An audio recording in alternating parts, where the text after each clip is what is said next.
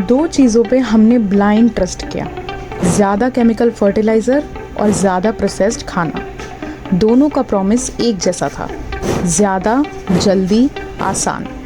ज़्यादा फसल, जल्दी खाना, आसान ज़िंदगी।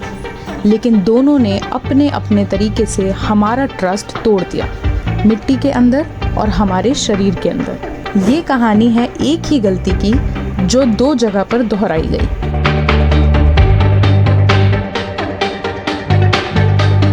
जब हम मिट्टी में केमिकल फर्टिलाइज़र डालते हैं, हम सिर्फ प्लांट को न्यूट्रिएंट नहीं देते, हम उस मिट्टी के अंदर रहने वाले करोड़ों माइक्रोब्स को भी अफेक्ट करते हैं।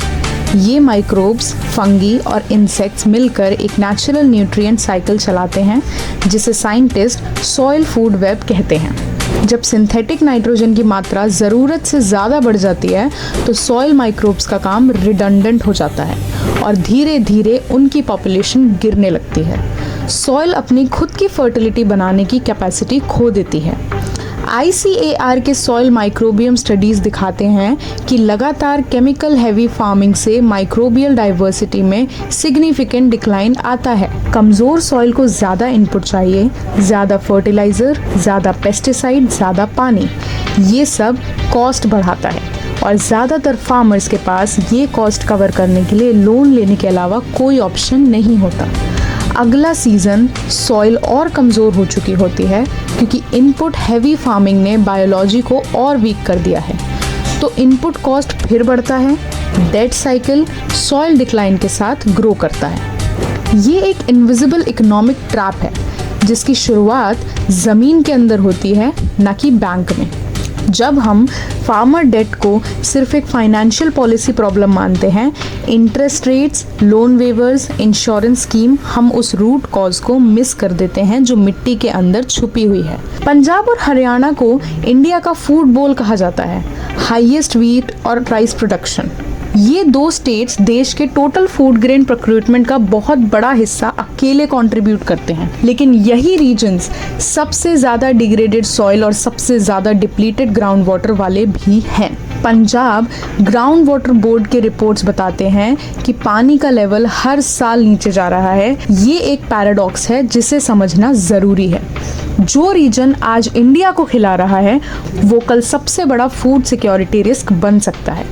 अगर सॉइल और वाटर मैनेजमेंट में बदलाव नहीं आया, high yield water intensive crop जैसे धान इस वाटर स्ट्रेस रीजन में उगाना, ये फ्यूचर स्कैर्सिटी को आज के फूड प्राइसेस में ट्रांसफर करने जैसा है। Regenerative practices, crop diversification, micro irrigation, soil organic matter restoration, ये फ्यूचर के लिए इंश्योरेंस है, लेकिन अभी तक ये मेन स्ट्रीम पॉलिसी का हिस्सा नहीं बने हैं। बाजरा, ज्वार, रागी जैसे ट्रेडिशनल ग्रेन्स ये नेचुरली कम पानी में कम केमिकल इनपुट में उगते हैं। ये इंडियन सॉइल और क्लाइमेट कंडीशंस के लिए इवॉल्व हुए क्रॉप्स हैं। मिलेट एडॉप्शन रिसर्च बताता है कि जहां ये ट्रेडिशनल ग्रेन्स वापस अपनाए जा रहे हैं, चाहे वो स्कूल मील प्रोग्राम्स हो या पब्लिक डिस्ट्रीब्यूशन स्कीम्स, वहां सॉइल हेल्थ और न्यूट्रिशन दोनों बेहतर हो रहे हैं। एक ही देश में कहीं कहीं एक ही घर में अंडर न्यूट्रिशन और ओबेसिटी साथ साथ मौजूद हैं। एक बच्चा स्टंटेड हो सकता है जबकि घर का कोई एडल्ट मेंबर टाइप 2 डायबिटीज या ओबेसिटी से जूझ रहा हो।